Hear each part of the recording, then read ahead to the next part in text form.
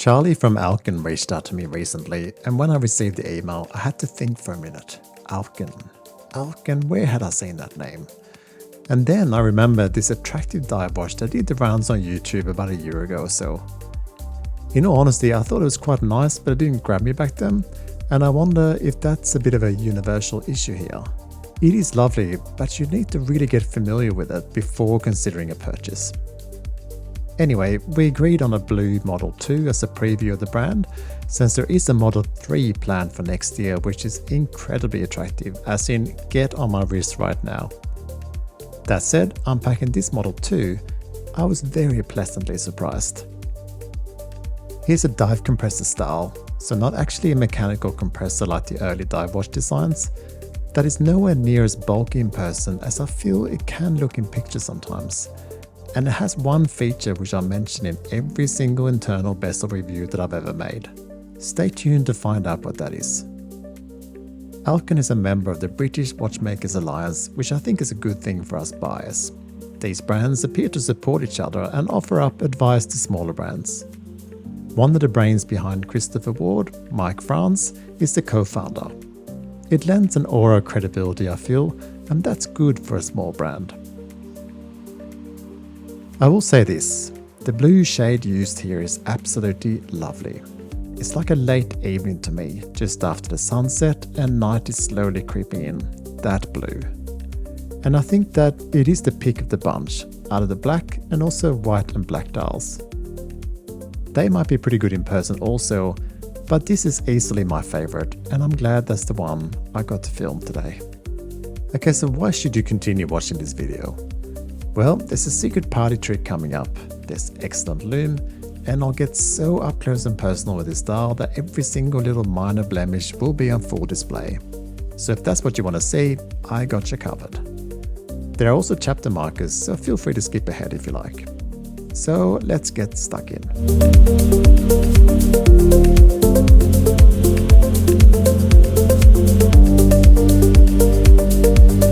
The Model 2 comes in a simple leather pouch, but is well packed in a custom fit box. I had to remove 3 links to fit my 19cm wrist, so it should fit most of you out there. So let's get stuck into sizes. It's exactly 41mm diameter, and I measured at 48.6mm lug to lug. Lug width is 20mm, and I measured at 12.8mm thick at the highest point of the watch with this double dome sapphire crystal. We get a 300m water resistance, and sized up for me, it weighs 159 grams. The numbers both on the bezel and the dial and the minute track is all printed, but intriguingly, we get the 5-minute markers go the sandwich dial direction. I can understand why the numbers didn't get the same treatment, but it's a little odd to me to mix and match here. Nothing wrong with it at all for sure, but unusual. Both the logo and water resistance and automatic text is crisp and attractive, so no worries there. Getting this close tends to reveal details not visible to the human eye, but I always find that interesting, so I do it anyway, and brand owners know what they're in for when they send a watch to me. These white hands are chock-a-block full of lume, which is a good thing, since if we're honest, nice as it is to show off cool lume details, it's really the hands that need to last the longest, since you know, that's how you tell the time. All up, the dial is great looking, and the use of exactly the same blue shade on the inner bezel and dial means those two layers blend well together. The fixed bezel holds the sapphire crystal in place, and whilst it's not noted on the website how many layers of AI coating that are applied, there must be liberal applications abound, since the reflections are well handled in person. But that dome crystal is still a challenge outside, of course. To the case and bezel then, and here's my favorite feature. All internal bezels I've played with so far has a non-screw down crown, which means they constantly move around with any small touches from the wrist or fingers or really anything else. Here we finally have a screw down crown, which you can both use to ensure it's always at 12 if you're a bit OCD, or even jumping in the water for a dive, you can ensure that the marker you set at the minute hand has not accidentally moved by a light touch of any of your gear.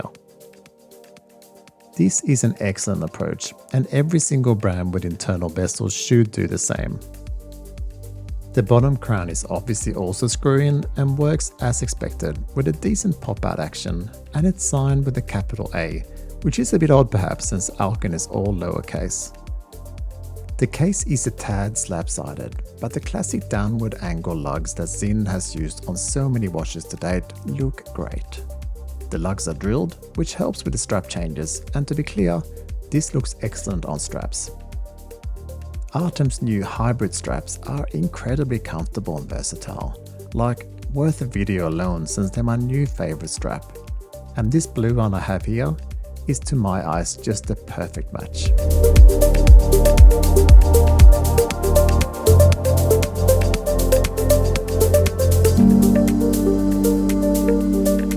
Before we get stuck in on the bracelet, the back has a nice sapphire crystal to see the movement, which is a Miyota 9039 with a sine rotor.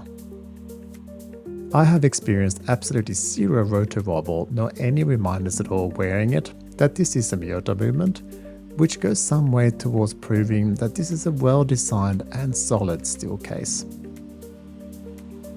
This H-link bracelet is solid with every link about 3mm thick.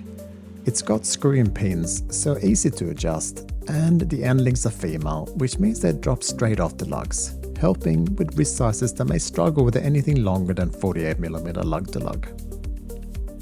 The buckle-on clasp is a classic double security release and milled clasps.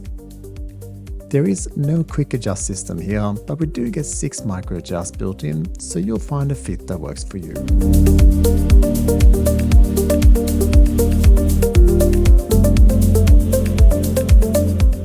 The lume is, as expected, fantastic.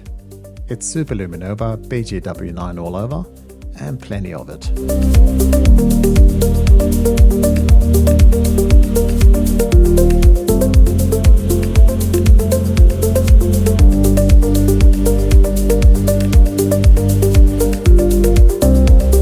At this point, you probably already know if you like this watch or not, and you might be about to reach out to Mr. Google to get on the website and check out the price. So a word on pricing. This may be a short-term issue, but I'll point it out all the same. In Australian dollars, it's priced at $853, which is about $536 US. This is excellent pricing and hits the mark perfectly in my book. However, if I change it over to USD or Euro on the site, it's all of a sudden $1,050 US or 988 Euro. Charlie has assured me that it should be 853 Australian dollars. So if you're seeing weird pricing, don't let that put you off, just reach out to the brand directly. At the price of $536 US, this is excellent value in my opinion. It's very well built, smart features, brilliant lume, and comfortable both on the bracelet and on third-party options.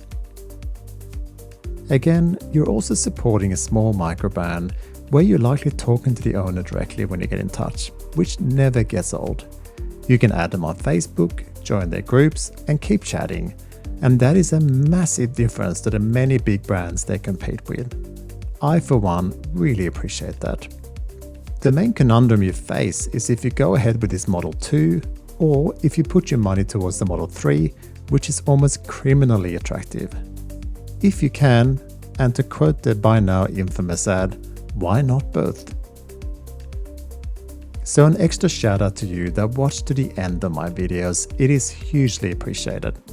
And a thank you for watching as always, and I'll see you next time.